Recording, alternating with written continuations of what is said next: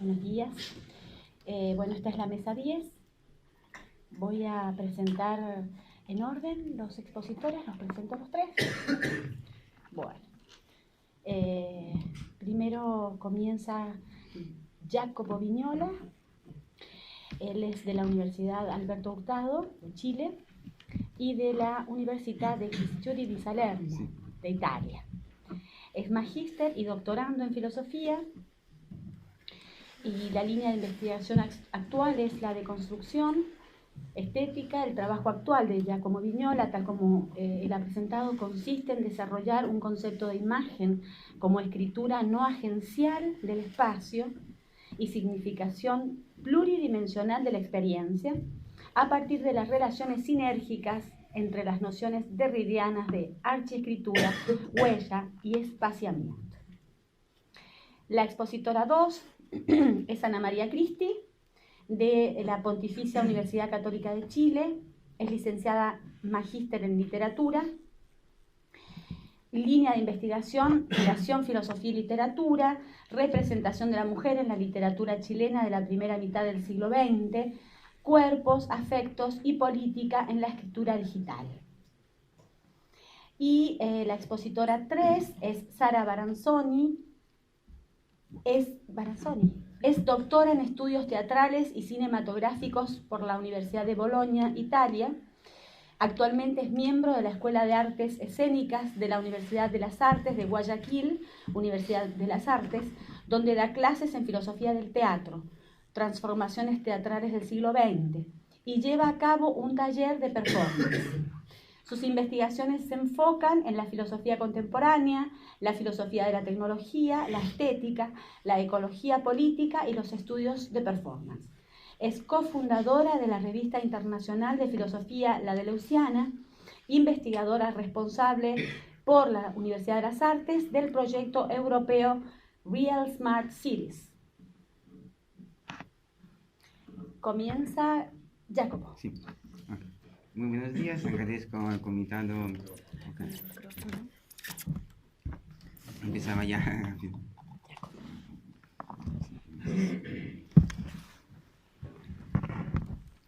Okay. Muy buenos días, agradezco al comitado organizador por haberme invitado acá a este coloquio y a todas y todos ustedes por escucharme. Pues lo que he intentado hacer ha sido ubicar en la corporeidad la posibilidad de reflexionar sobre la tensión entre centro y margen a partir del concepto de Paragon. Y ello me ha permitido vislumbrar en los cuerpos tradicionalmente considerados como marginales o enfocados bajo sus elementos periféricos una operatividad constitutiva que, desplazándose, ¿no?, entre lo teórico, lo sociopolítico y lo icónico, se ha mostrado capaz de abrir un terreno de confrontación entre la perspectiva rizomática deleuziana y algunas nociones claves del pensamiento de Jacques Derrida. Recordemos brevemente que la problemática del Paragon remonta a los párrafos 13 y 14 de la Crítica del Juicio, relativos a la distinción kantiana, ¿no?, entre juicios formales y juicios materiales. Y en este contexto, el Paragon constituye el cuerpo marginal de una obra, ¿no?, aquello que la bordea y que le proporciona un cierto ornamento. El problema surge, según Kant, cuando confundimos, ¿no?, el ergon con el Paragon, es decir, cuando ya no distinguimos entre el centro de la obra y su margen. A raíz de ello y de este modo perderíamos la posibilidad de formular lo que Kant definía como juicios estéticos puros, no contaminados por las contingencias empíricas. Y la asociación kantiana del término Paragon implica una aparente, ¿no?, facilidad de distinguir entre en lo relativo, ¿no?, a un cuerpo estético dado, entre el adentro y su afuera, ¿no?, entre lo necesario y lo contingente.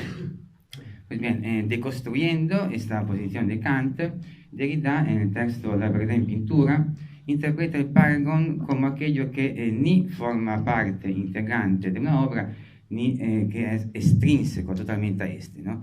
El Paragon constituye aquel suplemento que no está ni afuera ni adentro, ¿no?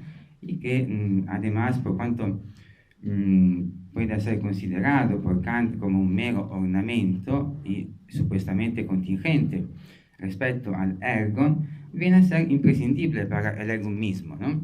¿Por qué? Porque el ergon nunca puede considerarse plenamente presente así, ¿no? Sino más bien relativo al contexto y siempre pasible de transformación.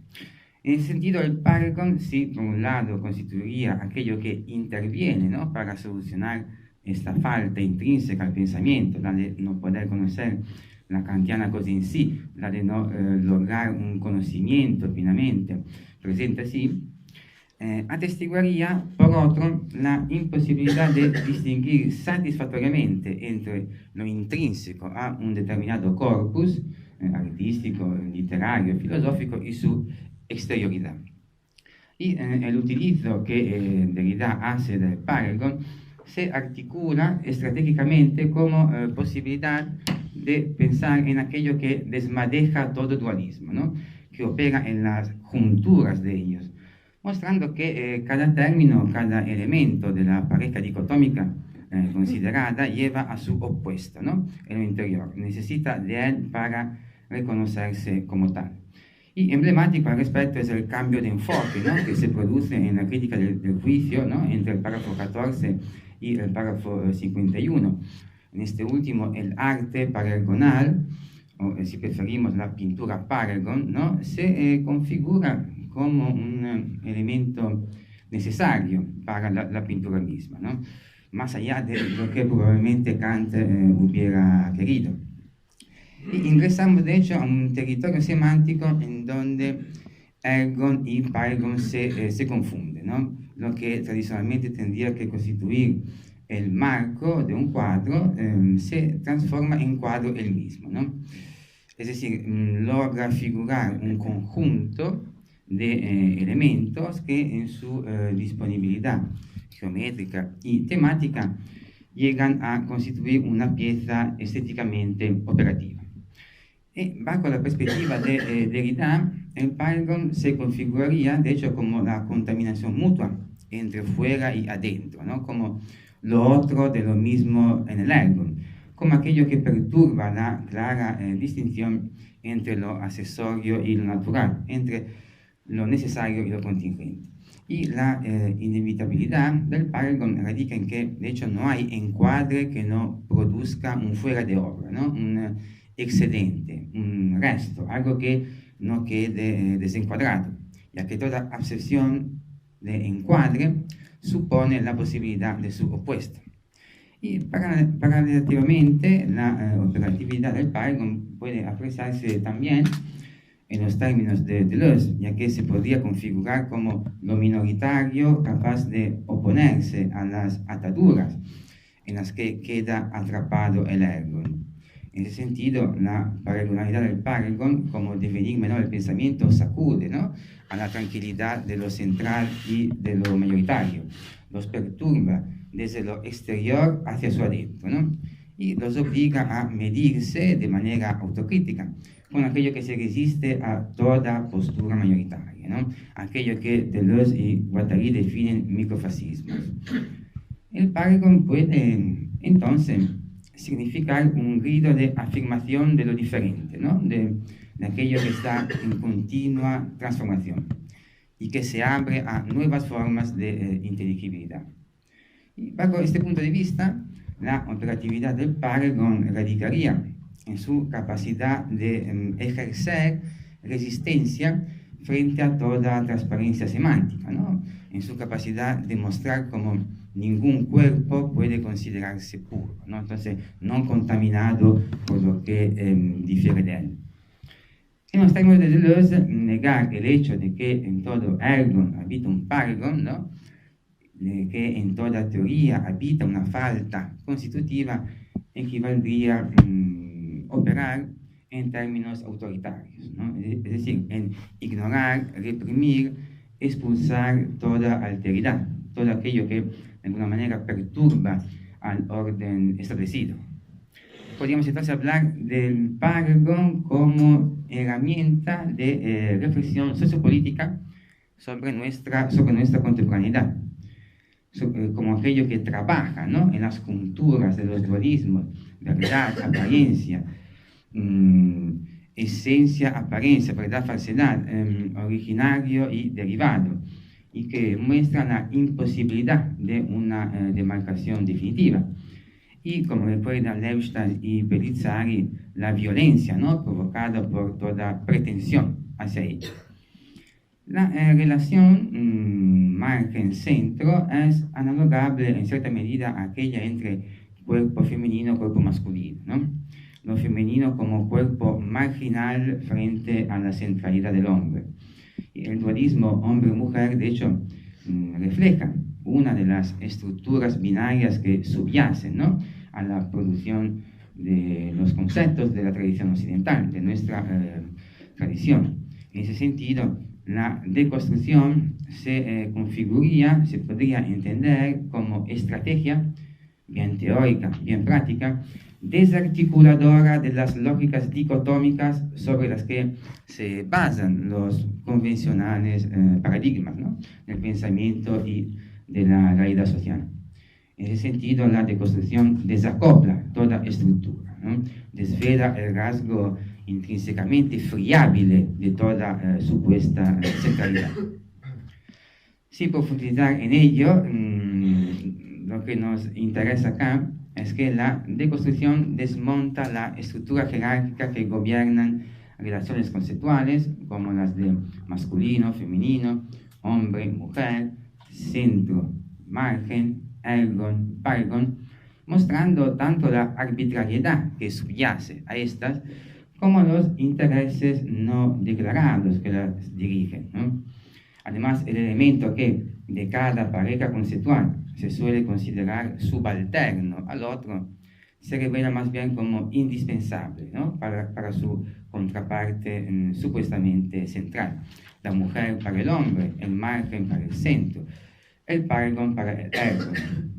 Y trasladando este discurso al plano de las artes visuales, una perspectiva deconstructiva no se limitaría al análisis, ¿no?, textual en sentido estricto, ¿no?, sino que podría hacer de los cuerpos marginales unas herramientas de no adecuación al pensamiento mayoritario. Un devenir menor del pensamiento que sabotea las rodajas de toda postura aborreciente. ¿Sí? Y de hecho el mismo Derrida, en las artes del espacio, nos recuerda lo siguiente: existe texto porque siempre hay al menos un poco de discurso dentro de las artes visuales. Y también porque, aunque no haya discurso, el efecto de espaciamiento implica ya una textualización. La idea de que la deconstrucción debería limitarse al análisis del texto discursivo, y sé que esta idea se halla muy difundida, es en realidad o un gran malentendido o una estrategia política diseñada para limitar la deconstrucción a los asuntos del lenguaje. La deconstrucción empieza por la deconstrucción del egocentrismo, y por tanto querer restringirla a los fenómenos lingüísticos es la más sospechosa de las operaciones. Y bien, un interesante ejemplo de desmontaje del dualismo centro-margen es seguramente la obra Umbral de 2004 de Carla Solano. Y Claudia Mendel, en su texto Mapa del cuerpo femenino, una lectura deconstructiva de creadoras de artes visuales en Costa Rica, desde el 2010, interpreta de hecho el trabajo artístico de Solano como producción de cuerpos románticos. En efecto, podemos ver que la piel, de los márgenes corpóreos, se configura como cuerpo pargon, ¿no?, es decir, como juntura entre el adentro y el afuera del cuerpo. Una fotoinstalación compuesta de fotografías digitales, de eso, tomadas, cogidas de distintas partes del cuerpo de artistas, luego colgadas y tensas en bastidores de telas, y que producen efectos interesantes. Por ejemplo, una contaminación mutua entre la parte y el todo, ¿no? No poder distinguir entre los microdetalles corporales y aquello que envuelve y su posibilidad envolviente. Además, un efecto de espaciamiento entre los micros detalles epidérmicos y el tamaño mural, ¿no?, de la instalación. Y podríamos entonces hablar de una superación del dualismo centro-periferia, ¿no?, que abre a indefinidas formas de inteligibilidad. La fragmentación corporal se configura también como diseminación de sentido, ¿no?, en virtud de la cual toda oposición jerárquica entre los conceptos, entre las parejas dicotómicas, viene llevada a su articulación problemática, ¿no?, a su juntura. Y ello nos permite y obliga a la vez a ubicar precisamente en el desmontaje de un significado supuestamente presente así el origen siempre diferido de toda posibilidad de efectos semánticos. La fragmentación corporal, apreciable además en otra obra del artista, Jardín Corporal, de 2010, puede entenderse como modulación visual de los conceptos de los guattarianos de rizoma y cuerpo sin órganos.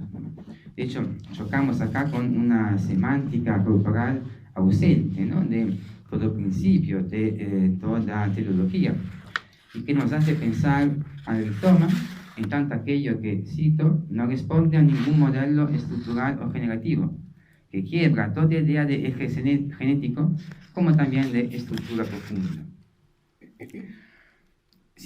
Paralelamente, Solano sacude, ¿no?, la manera convencional y organicista de pensar el cuerpo, lo desancla, ¿no?, de toda centralización unificadora y jerárquica, y con lo cual se patentiza en su arte visual un potencial deconstructivo que se despliega en distintos niveles, ¿no?, teorético, estético, pero también sociopolítico. ¿Por qué? Pues porque ya no hay un poder central al que remitirse, ¿no?, una división preestablecida, ¿no?, de roles, funciones y controles, sino más bien una diseminación de intensidades corporales que desmontan todo discurso unidimensional, ¿no?, toda postura mayoritaria. Entendemos entonces la fragmentación del cuerpo como, cito, un cuerpo sin órganos, en tanto aquello que se opone no a los órganos, sino a esa organización de los órganos que llamamos organismos, ¿cierto? Volviendo a la obra Umbral, bajo las lentes de Derrida, Solano ejemplificaría a nivel visual el desmontaje, ¿no?, del privilegio otorgado al centro. De hecho, los márgenes epidérmicos pueden leerse como, por ejemplo, margen de la piel entre lo interior y lo exterior, como margen o juntura entre las distintas fragmentaciones icónicas y el entorno que envuelve a la obra, y también como margen entre el espacio físico de la obra y la fisicidad efectiva del observador. Además, como recuerda Claudia Mendel, la superación del dualismo interior y exterior podría entenderse en clave sociopolítica, ¿no? De hecho, el cuerpo femenino hace estallar estas oposiciones, ¿no? ¿Por qué? Porque su exterioridad epidérmica es a la vez un espacio íntimo, acogedor, ¿no? Ahí, por tanto, que la realidad exterior reservada al hombre viene de alguna manera tomada también por la mujer, y la mujer, que tradicionalmente viene relegada en un espacio íntimo, se abre a la exterioridad de las relaciones espaciales. Y ahí, por lo tanto, que a partir de los cuerpos en los márgenes, la operatividad del Paragon entre Derrida y Deleuze me ha sugerido la posibilidad de echar algunos puentes comunicativos, sobre todo entre las nociones de rizoma y la de huella. Como recuerda Sauvagnargues, el rizoma constituye un régimen múltiple de composición del texto, ¿no?, un estatuto colectivo e impersonal para el autor. Y ello se conectaría con el modelo no agencial de la huella derridiana, ¿no?, movimiento intrínsecamente diferencial y previo a todas las significaciones posibles, diferimiento de origen y apertura a indefinidas trayectorias semánticas que no necesitan ningún referente. Huella y rizoma podrían también pensarse como modalidades distintas, paralelamente distintas, de no dejarse atrapar por ningún sujeto trascendental. ¿Por qué? Porque más bien lo desplazan, ¿no? Continuamente, operan en los tejidos diferenciales de los márgenes corpóreos que exceden las estructuras intencionales de la subjetividad cognitiva. De hecho, esta no puede sino reconocer su dependencia, ¿no? Su dependencia estructural respecto a la exterioridad material de toda clase de inscripciones, es decir, de trazas sensibles que significan el espacio corporal sin remitirse a ningún esquema previo, ni a un lenguaje originario, ni a un tipo de escritura específico. La huella derridiana, operando en los términos de repetición y diferencia, por un lado, supera el dualismo presencia-ausencia, ¿no? Es decir, posibilita la significación de un acontecimiento sin que se necesite la presencia de quien o aquello que produjo o padeció el evento mismo. Y por otro, su posibilidad de escritura pluridimensional se ejerce con total autonomía frente tanto a una supuesta, ¿no?, idealidad del significado como a la pretensión de un origen semántico al que remitirse. La repetición, de hecho, no puede ser sino diferencial, ¿no?, diferente y diferente, es decir, potencialmente nunca idéntica, ¿sí?, y a la vez en grado de desencadenar distintos e inanticipables efectos semánticos, ¿no?, ya sea reiterándose indefinitivamente, ya sea en continuo devenir, bajo un punto de vista deleuziano. Así Deleuze, a la diferencia y al descentramiento perpetuo de las diferencias, sí, corresponden estrechamente un desplazamiento y un disfraz en la repetición. Si la repetición existe, expresa al mismo tiempo una singularidad contra lo general, ¿no?, una universalidad contra lo particular, un elemento notable contra lo ordinario, una instantaneidad contra la variación, una eternidad contra la permanencia. Desde todo punto de vista, la repetición es la transgresión. Pone la ley en tela de juicio, denuncia su carácter nominal o general en favor de una realidad más profunda y más artística. Concluyendo, no podemos reflexionar sobre los cuerpos sin pensar en términos diferenciales, ¿no? En ese sentido, como recuerdan en sí, cuerpos y diferencias están íntimamente entrelazados, ¿no? Cito: un cuerpo es una diferencia, como es una diferencia con todos los otros cuerpos. Mientras que los espíritus son idénticos, él no termina jamás de diferir, ¿cierto? Con todo, no podemos pasar por alto, ¿no?, las diferentes maneras de entender la diferencia entre los respectivos filósofos. Por razones de tiempo, resumamos diciendo que Derrida piensa la diferencia como la diseminación de un sentido que, al diferenciarse, al rendirse crónicamente heterogéneo, se aleja progresiva e inexorablemente respecto a un origen, un supuesto origen que, sin embargo, nunca estuvo presente. Deleuze, por su parte, concibe la diferencia como productora de un sentido que, conforme vaya diferenciándose, aumenta exponencialmente sus fuerzas creadoras. Muchas gracias por escuchar.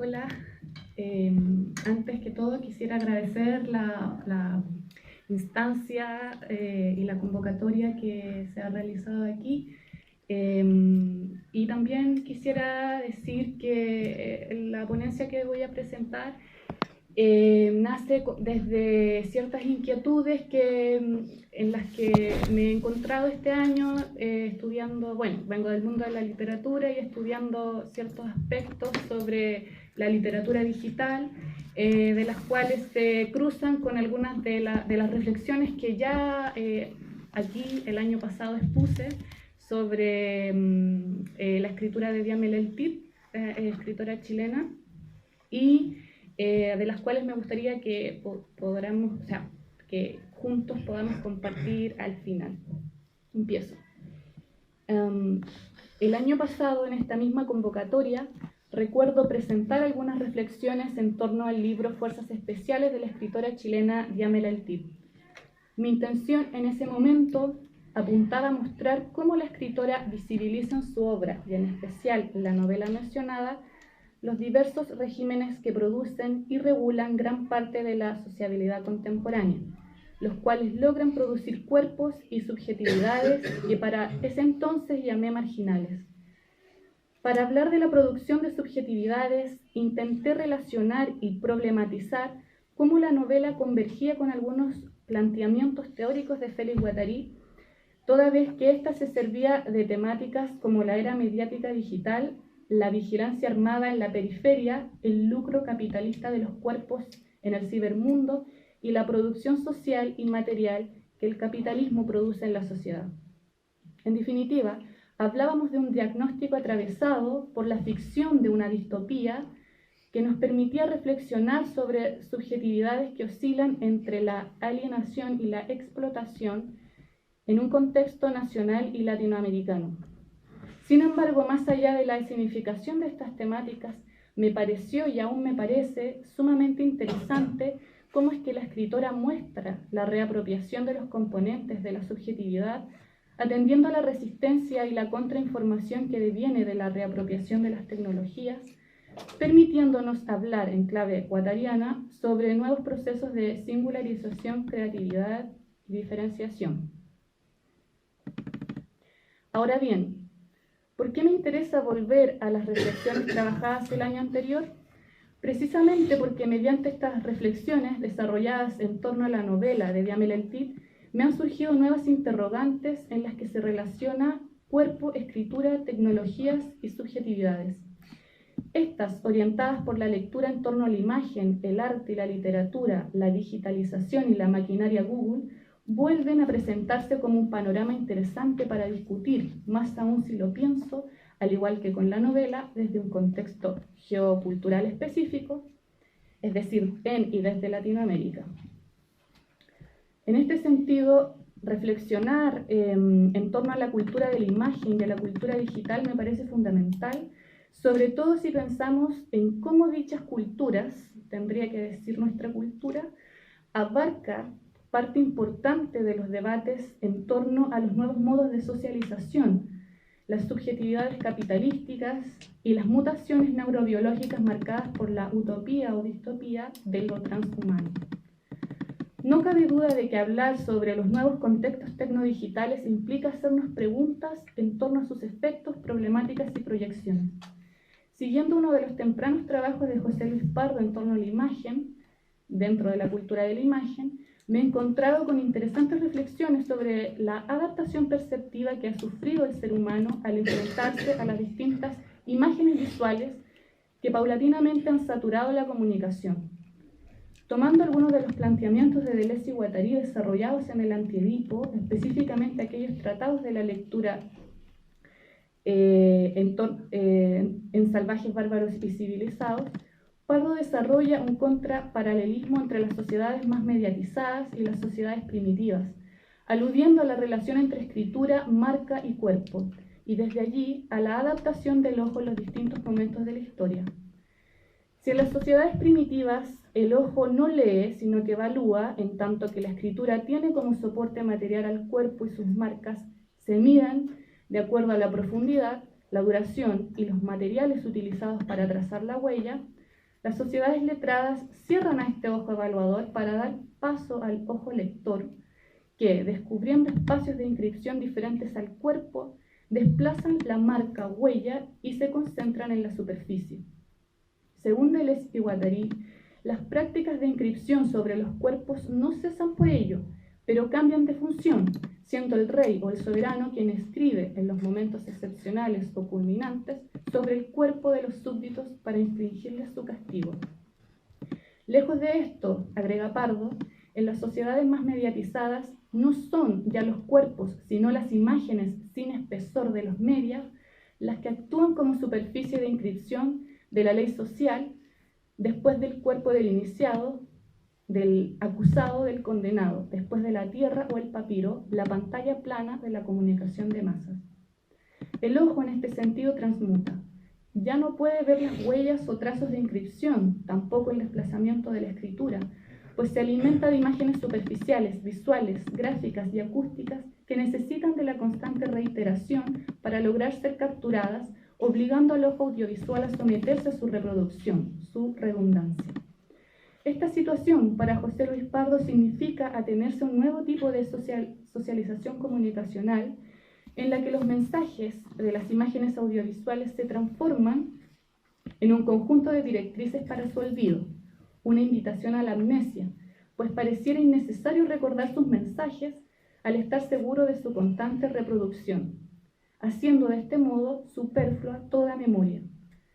Los efectos de los mass medias parecieran producir no solo la aparente mutación del ojo, sino que más bien una nueva subjetividad basada en la inutilización del recuerdo. No por otra razón, la comunicación basada en los dispositivos tecnológicos de los mass medias se sirve del olvido para producir una cultura basada en el keep in touch, donde mantenerse en contacto significa incurrir en la constante reproducción que simula una misteriosa conexión entre la máquina y sus usuarios. El paso de la tecnología análoga a la tecnología digital ha demarcado los lineamientos que nos permiten hablar de un mundo hiperconectado, el cual se sustenta, como sabemos, en plataformas y superficies que paulatinamente han transformado la comunicación y la sociabilidad. Estas plataformas signadas en la concatenación de cuerpos y máquinas han sido, según Franco Berardi, las promotoras de una mutación humana signada en la carencia de toda sensibilidad, cuyos resultados se observarían la falta de empatía y el vínculo social. Atendiendo a la comunicación conjuntiva del rizoma propuesta por Deleuze y Guattari, Berardi se interesa por cartografiar el paso de la infoesfera alfabética a la infoesfera digital, en vistas de escenificar el paso de la concatenación conjuntiva a la concatenación conectiva. Para el filósofo italiano, este desplazamiento tendría efectos que alterarían la sensibilidad estética y emocional del ser humano, toda vez que disuelve de forma diferenciada y gradual en las distintas áreas geoculturales todo tipo de comunidad y conjunción social. La conexión ligada al semiocapitalismo potencia la entrada de regímenes culturales de subjetivación que exacerban la individuación, coaptando la empatía y la comprensión, y desde ahí la posibilidad de pensar en y desde el otro. Muy cercano a la lectura realizada por Guattari respecto a los efectos producidos por el capitalismo mundial integrado, Berardi indica que el semiocapitalismo se sirve de la conexión, pues bien sabemos que hoy por hoy la conexión, más que significar trabajo, es trabajo en sí misma. No por otra cosa, el semiocapitalismo se basa en una constante explotación de la energía mental, toda vez que requiere de una importante energía neuronal para responder a la sobreproducción informacional y la proliferación de fuentes de estimulación nerviosas que sobrecarga al mercado de la atención. Será por estas razones, entonces, que Berardi diagnostica que las prácticas conectivas relacionadas a la digitalización del mundo, como el multitasking, por ejemplo, pasar la información rápidamente, conlleva en sus palabras a una mutación psicológica que produce nuevas formas de sufrimientos como el pánico, el trastorno por déficit de atención, el cerebro quemado, burnout, el agotamiento mental y la depresión. En este sentido, no es sorpresa indicar que las restricciones orgánicas del ser humano ante la gran demanda de las tecnologías conlleven a la mutación de una sensibilidad reducida y a la necesidad exacerbada del soporte farmacológico. Desde esta perspectiva, la información progresiva y continua de las sociedades actuales ha desplegado un modo de organización automatizado que Eric Sadan ha nombrado lúcidamente como la silicolonización del mundo, apuntando al modelo Silicon Valley, es decir, al modelo basado en la agilidad y lo colaborativo de las empresas startup, cuya promesa brilla en ser fuentes de recursos financieros inagotables. Sadin explica que la sociedad actual se está organizando al alero de la producción de sistemas computacionales marcados por el desarrollo de un doble proceso, que en sus palabras serían la generación exponencial de datos favorecida por la diseminación en curso, a diestra y siniestra, de todo tipo de sensores y la sofisticación de la inteligencia artificial que se incrementa sin descanso. No por otra cosa ha sido Silicon Valley quien comprendió que la economía del presente y del futuro sería la del acompañamiento algorítmico, de la vida destinada a cada ser o entidad y en todo momento y a apuntar al mejor de los mundos posibles.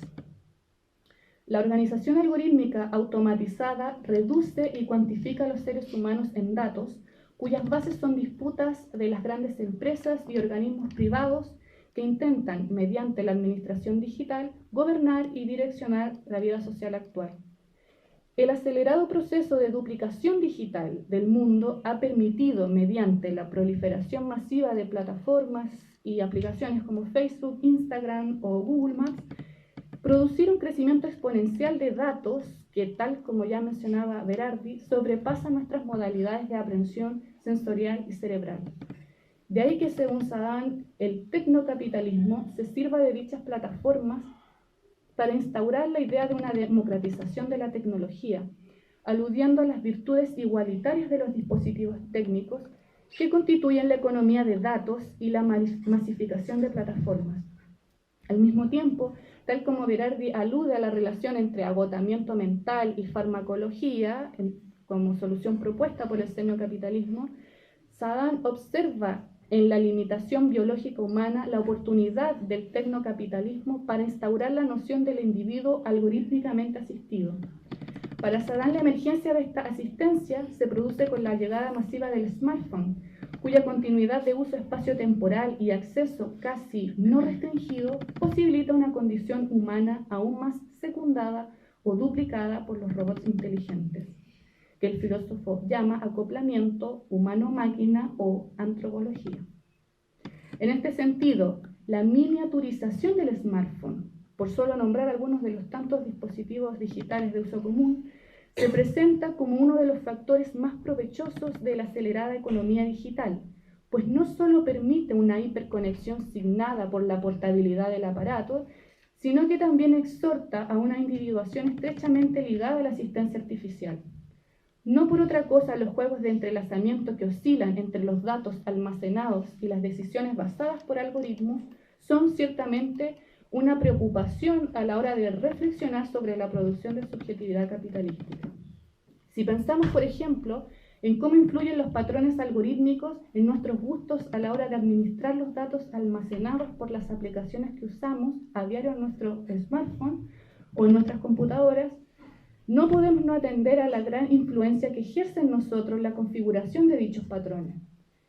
Esto, según Lev Manovich, se entendería como la automatización de la estética, pues el uso de algoritmos en los programas informáticos masificados en la actualidad como Spotify, Twitter, Facebook o Instagram produciría importantes patrones comunes en torno a gustos, modas o preferencias musicales. Mediante el aprendizaje automático supervisado, la inteligencia artificial funciona, explica Manovich, como un teórico de arte que, estudiando repetidamente una gran variedad de obras, encuentra el surgimiento de patrones comunes entre ellas. De ahí que muchas veces nuestras elecciones sean previamente determinadas y que la homogeneización de nuestros gustos sea cada vez mayor. Sin embargo, existen modos de reapropiaciones, de resingularización. Atendiendo al desfase que ocurre entre el ciberespacio y el cibertiempo, distintos artistas y escritores se han esmerado en fisurar la maquinaria digital, en vistas de fomentar nuevas relaciones con las tecnologías en vistas de contrarrestar o resistir a la producción mercantilista de la hiperconexión y sus efectos negativos en la sociedad. Será por esta razón, entonces, que más allá de negar o despreciar a las tecnologías, Félix Guattari insiste en la necesaria reapropiación de ellas para devenir en revoluciones moleculares que posibiliten la resingularización de la subjetividad. En Micropolíticas, cartografía de un deseo, leemos: no creo que los procesos científicos y tecnológicos vengan necesariamente acompañados de un reforzamiento de lo esquizo en relación con los valores de deseo, de creación. Pienso por el contrario que es preciso utilizar las máquinas, todas las máquinas concretas y abstractas, técnicas, científicas, artísticas, para hacer algo más que la revolución en el mundo. Ese algo más es recrearlo de punta a punta. Cierro cita. La reflexión de Guattari aquí es clave. Las tecnologías pueden recrear al mundo, pueden fisurar la automatización y pueden desmontar la economía basada en el dato. Esta economía, claramente ejemplificada en los recuentos estadísticos sobre la incidencia de las tecnologías en Latinoamérica, donde usualmente solo importa el crecimiento de la industria y la producción financiera, dejan un importante espacio en blanco en torno al uso de las TICs y la inteligencia artificial en otros ámbitos del ligado del emprendimiento y la autogestión de empresas. Y es que el arte y la literatura digital parecieran no responder al modelo Silicon Valley, sino que por el contrario se presenta como una manera subversiva de afectación donde se hace huir a la imagen, a la letra o al sonido para ejercer de este modo una contracomunicación, un desmontaje o una fuga. Para mencionar algunas de estas otras formas de uso de las tecnologías, me gustaría traer a colación los planteamientos de Claudia Cossack, quien, reconocida por realizar uno de los primeros mapeos en torno a las tecnopoéticas argentinas, indica que la literatura digital en Latinoamérica se ha caracterizado por constituirse de un importante componente colaborativo, el cual se sustenta en la creación literaria en contextos experimentales, a través de los cuales se busca tensionar la economía del mercado de datos. Apostando por la libre circulación de las obras y la continua reelaboración de estas, la literatura digital latinoamericana se enmarca en un contexto de contracultura en la que prima el hackeo cultural, término que utiliza Carolina Gainza para dar cuenta de estéticas y políticas que priman en la era digital, a saber, el reciclaje, la apropiación, el plagio intencional y la encriptación de la identidad o el movimiento de la cultura libre. Así pues, apostando por una continua conjunción creativa, los artistas y escritores digitales se interesan por fomentar encuentros y relaciones inéditas entre ellos y las obras y el espectador, quien saliendo de la sujeción propia del espectáculo, tiene la posibilidad de apropiarse de la obra para rehacerla o continuar con su proceso. La interacción en este sentido se escapa de la conexión basada en la productividad y el trabajo denunciado por Berardi para devenir en un juego creativo que sin duda posibilita o por lo menos significa nuevos caminos de resingularización.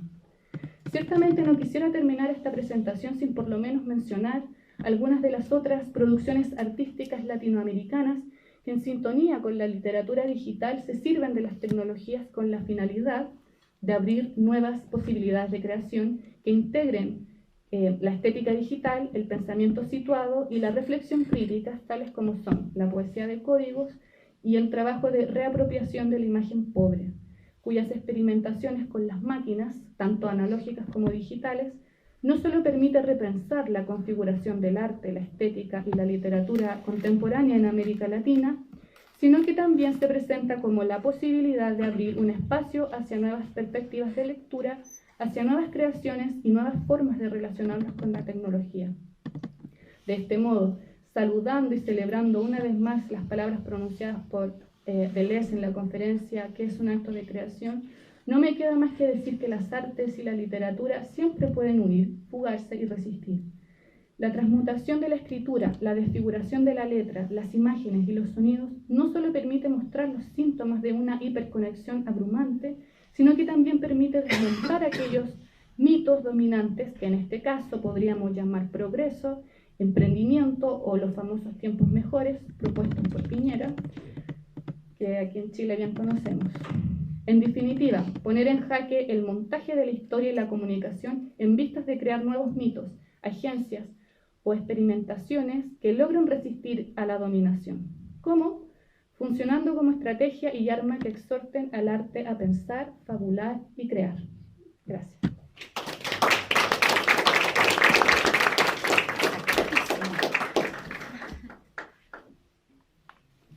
Exactísimo los 20 minutos aquí, Sara. Ya.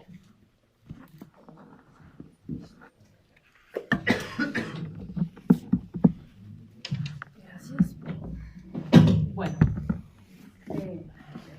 buenas tardes. Muchas gracias a todos y todos por seguir aquí. Es muy bueno verlos tan numerosos el último día todavía del coloquio, después de 12 horas cada día de palabras, pensamientos y cuerpos. Bueno, muchas gracias Pato, Ana María, para la organización, por la organización de todo eso. Es como siempre un gran gusto estar aquí y compartir nuestros pensamientos.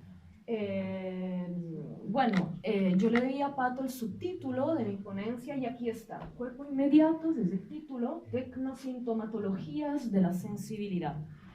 ¿De dónde viene este subtítulo? Bueno, esta es una investigación que estoy llevando a cabo desde hace mucho tiempo y por esta razón no logré escribir un texto. No pude porque el material es muchísimo y no soy muy buena en seleccionar. Entonces trataré de hablar y de decir algo sobre este tema.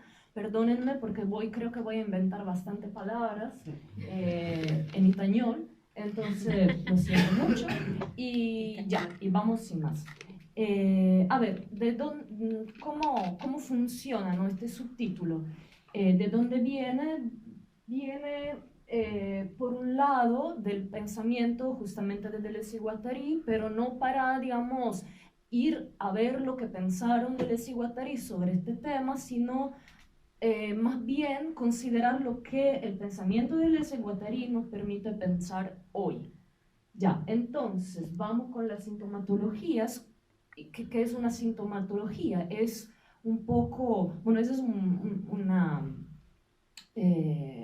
una perspectiva filosófica que Paulo, sobre todo, y yo, con mucha humildad, estamos tratando de desarrollar, y que trata de entender cuáles son los síntomas del malestar de determinadas cosas, objetos, pensamientos, sistemas, y en ese caso de la percepción, o más bien de la sensibilidad. En otras palabras, ¿cuál es la condición estética que los cuerpos se enfrentan en el presente? ¿Sí? Y aquí ya serían necesarias muchas precisiones, porque la condición estética es también un condicionamiento estético. ¿Y estética qué es? Estética no será en este caso una reflexión sobre el arte, sino más bien toda una, o sea, me enmarco en toda la tendencia filosófica que interpreta la estética en su sentido etimológico, es decir, como reflexión y crítica de la estesis, ¿sí?, del término griego para sensibilidad, y que le reconoce un papel fundamental en la comprensión de la experiencia y de la cognición humana. Vamos con la primera lámina. Bueno, esta investigación tiene su, digamos, origen en un capítulo de Caosmosis de Guattari, que siempre me ha interrogado mucho, ¿no?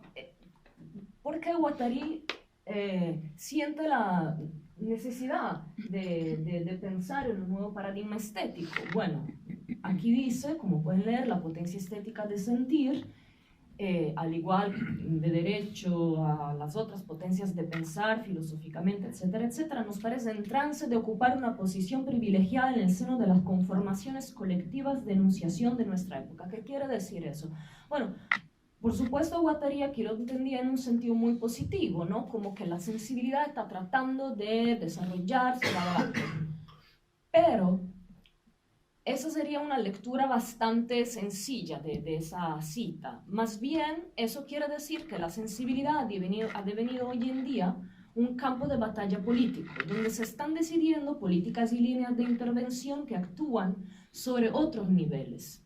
Y precisamente debido al carácter formativo de las condiciones de sociabilidad y del ser, del estar en común, ¿no? La política como esta relación con el otro, como el vivir junto, el estar junto y entonces el sentir juntos también, que la sensibilidad es uno de los ámbitos favorecidos por el tipo de control tecnológico que justamente mencionaba Ana María y que se ejerce hoy en día.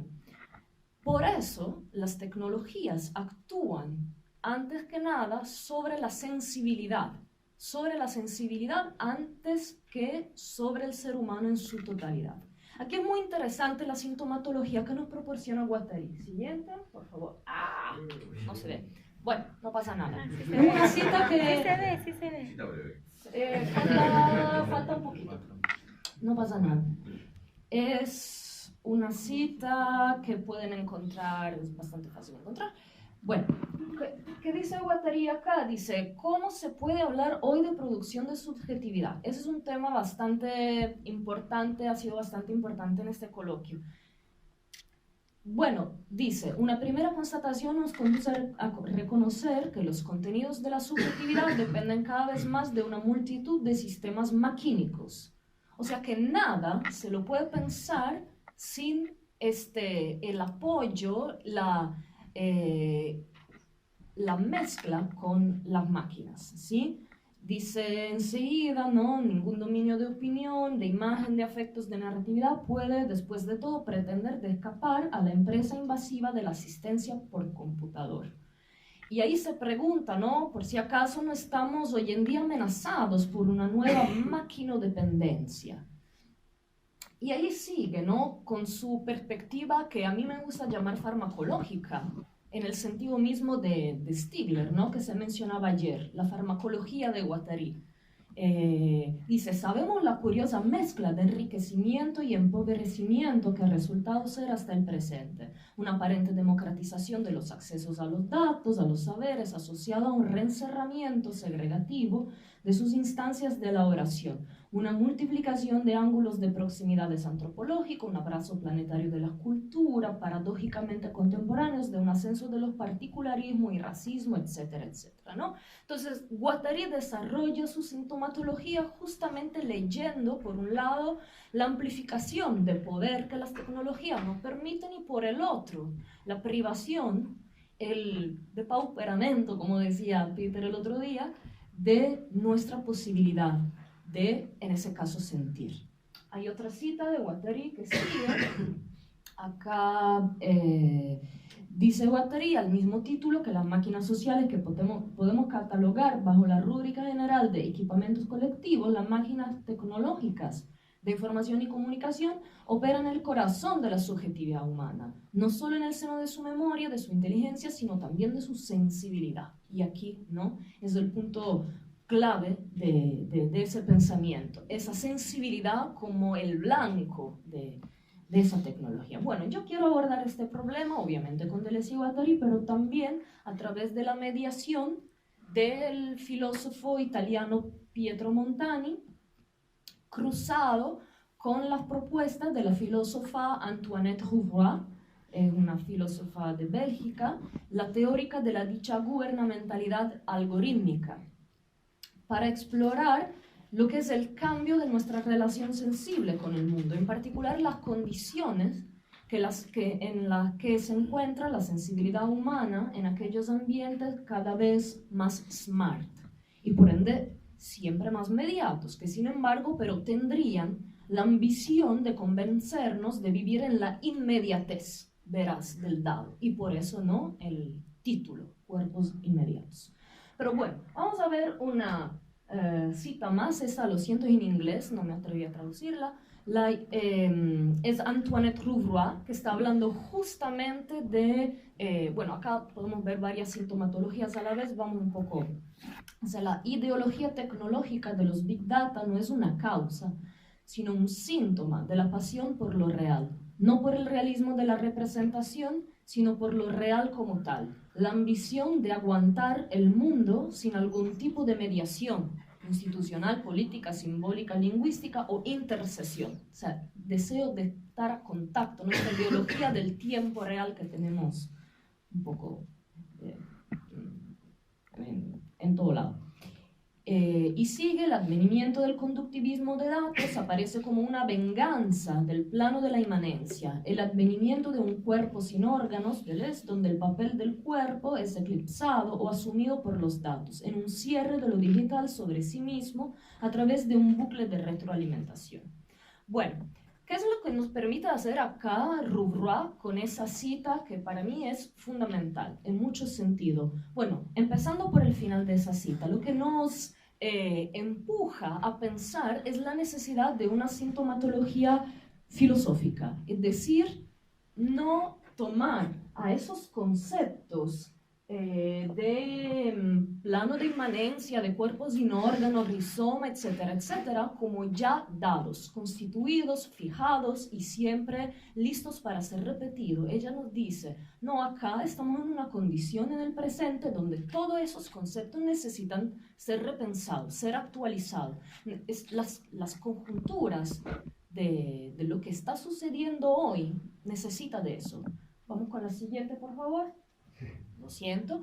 Eso es, ¿qué es la filosofía? Creo que todos lo conocen, entonces no necesito leer, pero acá eso es lo mismo que decían Deleuze y Guattari, ¿no? Cuando dice, claro, el filósofo es un especialista en concepto, y a falta de conceptos sale cuáles son inviables, arbitrarios, inconsistentes, cuáles no resisten ni un momento y cuáles por el contrario están bien concebidos y ponen de manifiesto una creación incluso perturbadora o peligrosa. Sigue la última parte acá donde dice, ahora bien, aunque estén fechados, firmados y bautizados, los conceptos tienen su propio modo de no morir, a pesar de encontrarse sometidos a las exigencias de renovación, de sustitución, de mutación, que confieren a la filosofía una historia y también una geografía agitadas, etcétera, etcétera. ¿Qué están diciendo acá Deleuze y Guattari?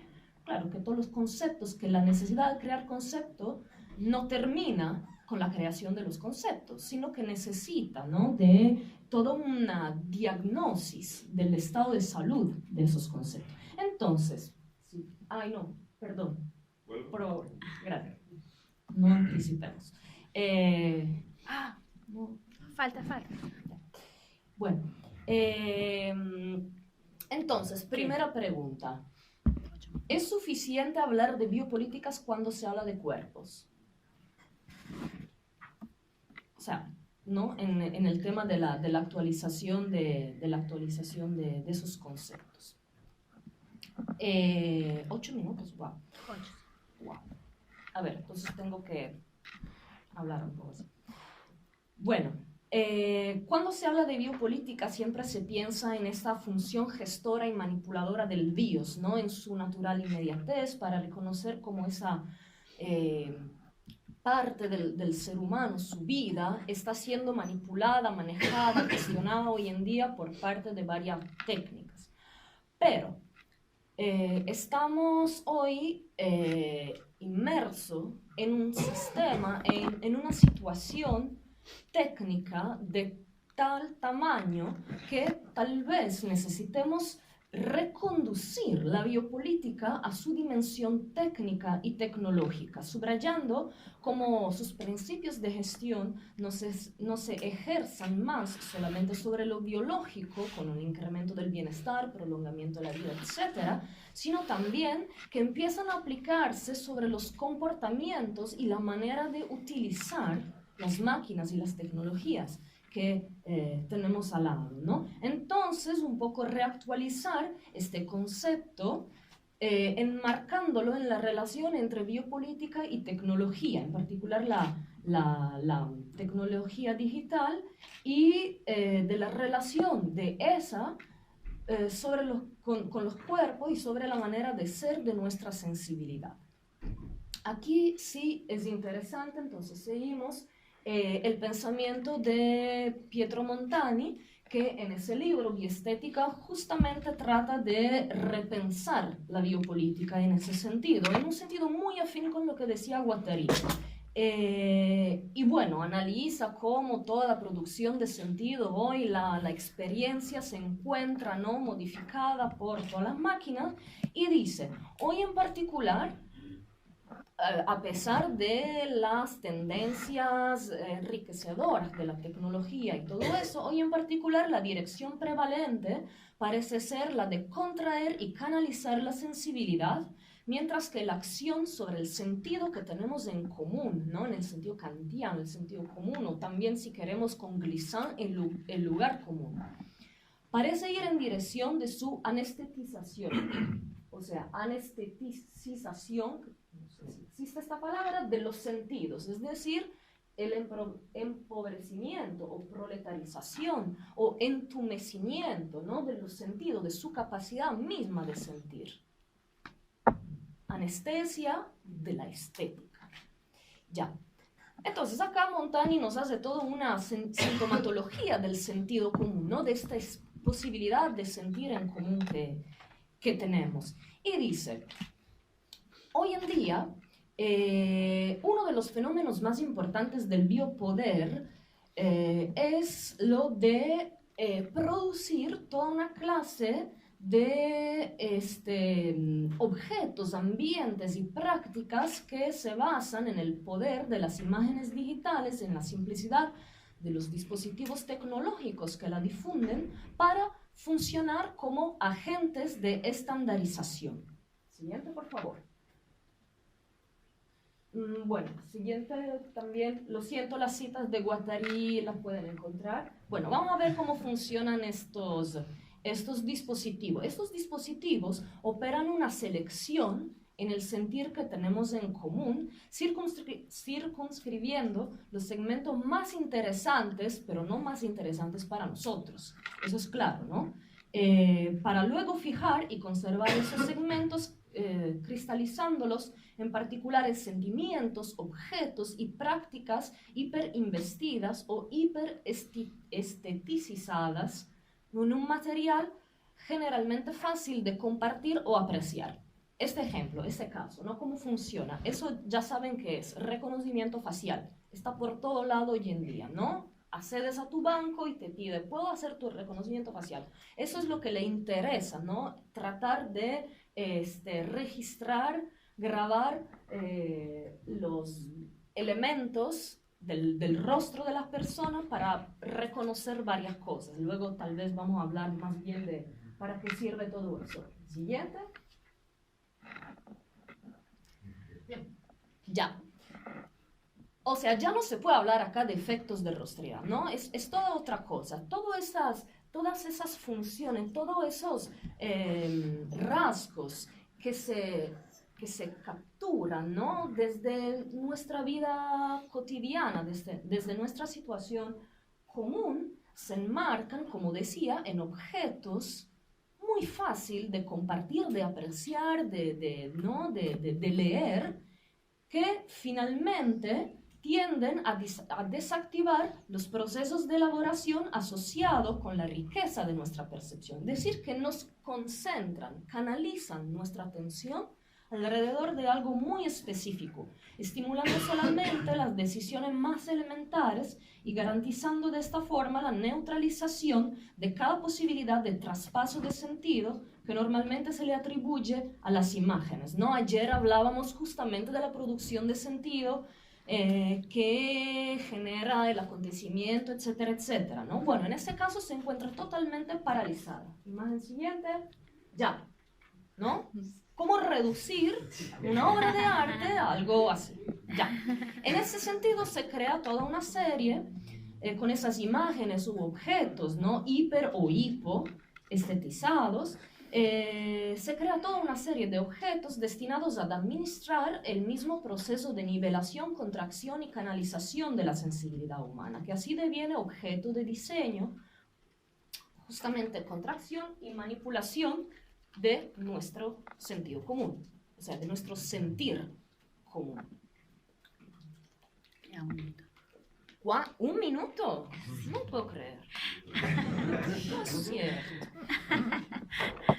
Bueno, a ver, entonces, Montani habla de bioestética para justamente, bueno, vamos rápido, solamente comentando lo que pasa acá.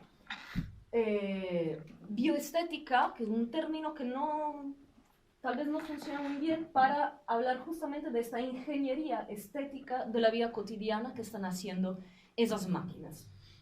Siguiente. Entonces, lo que podríamos preguntarnos acá tal vez no es lo que puede un cuerpo, sino lo que puede perder un cuerpo, ¿no? Pero eso nos llevaría un poco a simplificar todo el conjunto, ¿no?, de posibilidades que se abren y también a considerar de forma muy superficial el aporte de las tecnologías en la evolución de la sensibilidad humana. No se puede, según Montani, pero también según Stigler, así como según varios autores, no se puede pensar la sensibilidad sin relacionarlas con y Guattari obviamente, sin relacionarla con la técnica. Y no se puede pensar la evolución de nuestra manera de sentir sin relacionarla con la técnica. Entonces, ¿qué es lo nuevo? Lo nuevo es el hecho de que lo que está aumentando es la delega que le damos a esas máquinas para poder ejecutar operaciones que normalmente nosotros nos reservábamos, ¿no? Siguiente, por favor. Bueno, este es Guattari, ya lo conocen. Siguiente. Esa es la misma. Ya, porque aquí les iba a hablar un poco de ese tema, de la mediación, pero bueno, parece que se me agotó el tiempo. Muy interesante, ¿no? Como ese tema de cómo nosotros percibimos que ahora con esas máquinas estamos en una situación de inmediatez, de contacto directo con la realidad, porque los datos llegan desde la realidad por sí mismos, no necesitan de nuestra mediación, no necesitan de nuestra interpretación, no necesitan de complejas operaciones de sentido, ¿no? Entonces son muy inmediatos, son muy objetivos. Toda esa, dice Antoinette Rouvroy, es una ideología, es una nueva imagen del pensamiento que se está imponiendo hoy en día, ¿no? Y que nos hace pensar que en ese tipo de inmediatez está la verdad. Siguiente, por favor. Bueno, ella también habla, como les decía, de gubernamentalidad algorítmica, ese sistema que permite de modelizar, anticipar y afectar por adelantado los comportamientos. Creo que Anita habló un poquito de eso, entonces tal vez podemos seguir adelante. Lo siento mucho. Y terminar con un último ejemplo y una conclusión. Por favor. Siguiente. Ya. Vamos con esas máquinas, ¿no? Me gusta hablar de bioingeniería media tecnológica para, digamos, describir un conjunto de máquinas inteligentes y de sensores que funcionan captando a un nivel microperceptual lo que nuestros sentidos deberían proporcionarnos. ¿Qué quiere decir eso? Quiere decir que esas máquinas adelantan nuestra sensibilidad, o sea, llegan antes, más rápida, entonces sienten, recogen los datos sensibles, lo modifican, lo interpretan, entre comillas, y generan información para nosotros que nos parece muy útil, como en ese caso, ¿no? Yo me despierto, mi máquina ya me dice cuál es mi análisis cotidiana de mi salud, etcétera, etcétera. Siguiente, por favor. Ya, siguiente. Eso funciona con un mecanismo de biofeedback, ¿no? Se mide a través de los sensores toda una serie de datos de la sensibilidad, se transfiere en una computadora, se analizan esos datos y hay una retroalimentación, que en ese caso es más un feed forward, es decir, una antealimentación, una alimentación por adelantado, ¿no?, de la información, decir que piensa antes que nosotros. Por favor. Y allí la industria desarrolla ya muchos artefactos, ¿no?, que se basan sobre eso. Por ejemplo, uno es el sociómetro, es un aparato que que permite durante, por ejemplo, un coloquio, una entrevista de trabajo, mesurar, grabar, medir todas las informaciones sensibles que se generan en la relación entre dos personas. Todas las cosas que normalmente no nos damos cuenta, ¿no? Cómo se mueve el rostro, cómo se mueve la mano, cómo cambia el color de la piel, latido del corazón y todas estas cosas, y generar toda una información que nos dice, por ejemplo, si este candidato está bien o no. Ya. Para concluir, perdón por ser tan rápida, voy concluyendo con una pequeña propuesta, ¿no? Estamos en este caso, como decía Ana María, frente a una nueva forma de colonización. Una colonización de las conciencias y de la razón individual por parte de su remisión a máquinas automatizadas, a significantes y del espacio público por parte de una esfera privada hipertrofiada y acrítica. Es decir, que nuestra información privada ya toma el lugar de las informaciones públicas. ¿Cuál es el problema que aquí se genera, no? Es la falta completa de ambición individual o colectiva a resignificar estas huellas digitales y sus correlaciones, los que nos saca de manera creciente de cada perspectiva teórica, histórica, cultural, genealógica y nos convierte en perfiles, trayectorias, localizaciones, preferencias, aisladas de cualquier verdadero acontecimiento.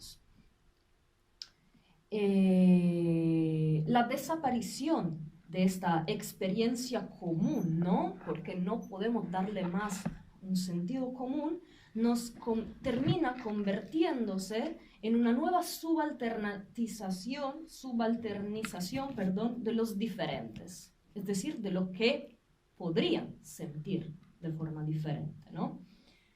En ese sentido, otra teórica que se llama Diana Taylor, una teórica mexicano-canadiense, que ya había propuesto de llamar, perdón, ¿podemos ir hacia un poco el final? Ya. Había propuesto, sí, voy terminando, es la última cosa que digo. Había propuesto llamar percepticidio la forma de ceguera social que consiste de matar o entumecer a través de los sentidos, es decir, que a través de la imposición de imágenes, textos u otros materiales de archivo, muchas veces, por ejemplo, transmitida por la cultura, ¿no? Eliminando toda esta forma, haciendo desaparecer, ocultando todas esas formas de construcción del sentido, ¿no? Se crea una ceguera de ciertas miradas, hace desaparecer una cierta mirada y protagoniza a otra. Bueno, en ese caso, no podríamos tal vez hablar de percepticidio en un sentido más general, ¿no? En un mundo donde todo se conecta, interconecta a través de redes computacionales, donde la percepción se encuentra cada vez más formateada tecnológicamente y una miríada de sensores inteligentes se hace cargo de modificar y formar no solo las representaciones corporales. Bueno, no podemos pensar en eso como una nueva forma de percepticidio llevada a cabo por los modernos sensores, con C, con C o con S, ¿no? Ustedes decidan, que no solo hacen desvanecer contenidos, sino también hábitos y comportamientos, sustituyéndolos con otros más funcionales y estereotipados también.